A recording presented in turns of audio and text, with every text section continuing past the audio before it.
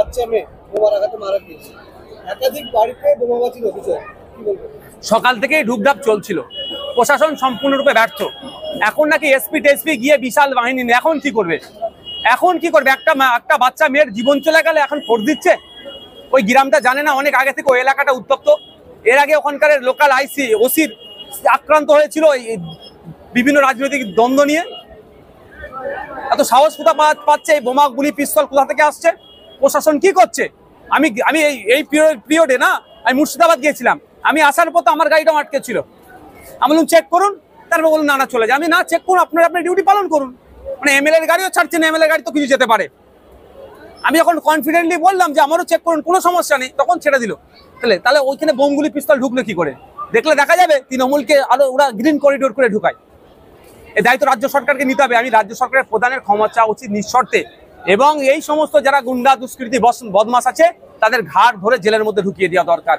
দুর্ভাগ্য আমাদের এমন কোনো নির্বাচন নেই 2011 সালের পরে যেখানে মানুষের রক্ত খুন ছাড়া হচ্ছে না। যখন নির্বাচনে দেখবেন খুন হতে হচ্ছে পিছিয়ে বর্গের মানুষ। আর একটা কথা আমি জোর গলায় বলছি, এটা মুসলমানদের শিক্ষা নেওয়া দরকার। মুসলমানদের রক্ত ছাড়া পশ্চিমবাংলা নির্বাচন নাকি বৃথা হয়ে যাচ্ছে।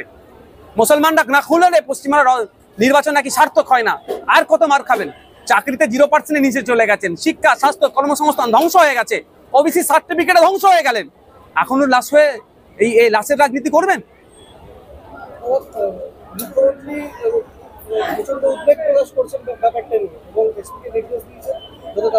ঘোড়ার ডিম হবে, ওই বলতে হয়, টুইট করতে হয়, নাহলে লোক চিচি করবে, এর বাইরে কিছু হবে না।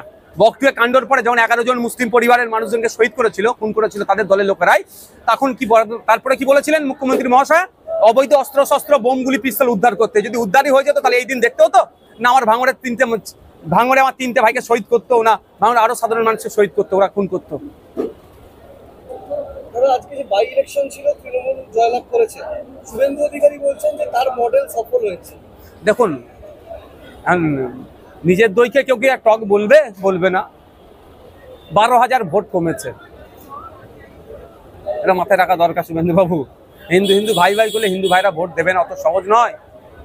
হিন্দু মুসলমান নির্বিশেষে প্রস্তুত নিয়েছে 2026-এর, এখন প্রিপারেশন নিয়েছে যে বিজেপি তৃণমূলকে হারাতে হবে। তবে একটা কথা আমি বলছি, অন ক্যামেরা বলছি, সিপিএম কংগ্রেসকে মনস্থির করতে হবে যে বিজেপির বিরুদ্ধে, বিজেপি এবং তৃণমূলের বিরুদ্ধে সত্যিকারের লড়াই করতে ইচ্ছুক কি ইচ্ছুক নয়। এ কথা আমি আজকে এটুকু বললাম, পরবর্তীতে ডিটেলস আমি বলবো।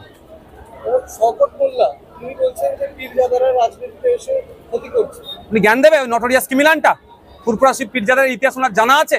ভারতের স্বাধীনতা সংগ্রামে মুসলমানদের অবদান, বাংলার মুসলমানদের অবদান, বাংলার মুসলমানকে উৎসাহিত করার পিছনে আমার দাদু ছিল, শওকতের দাদু ছিল, নটোরিয়াস ক্রিমিনালের দাদু ছিল না। রাজা পিয়ারি মোহনের ডাকে ব্রিটিশদের বিরুদ্ধে আন্দোলনের সময় আমার দাদু উপস্থিত হয়েছিল ফুরফুরার পীর আবু বকর সিদ্দিক রহমতুল্লাহ আলাইহি। ওই নটোরিয়াস ক্রিমিনালের দাদু যায়নি। সাঁওতাল বিদ্রোহের সময় সাঁওতাল সমাজের মানুষের পাশে আমার দাদু ছিল, ওই নটোরিয়াস ক্রিমিনালের দাদু ছিল না, যায়নি। ওই নটোরিয়াস ক্রিমিনাল আমাদেরকে জ্ঞান দেবে? আমরা এতদিন তো রাজনীতি করিনি, ধুলিস্যাৎ করেছে, ধ্বংস করেছে, রাজনীতিকে কুলসিত করেছে। এখন রাজনীতিতে আসেছি, ওদের নোংরামি বন্ধ করবো, ওদের খাওয়া বন্ধ হয়ে যাবে। এই জন্য পীরজাদার উপরে ওদের রাগাত। কই দূর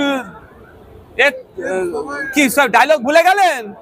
31 আগস্ট 2024-এর মধ্যে আমার সরকার ঘোড়ার ডিম করবে দিয়েছে উপহার।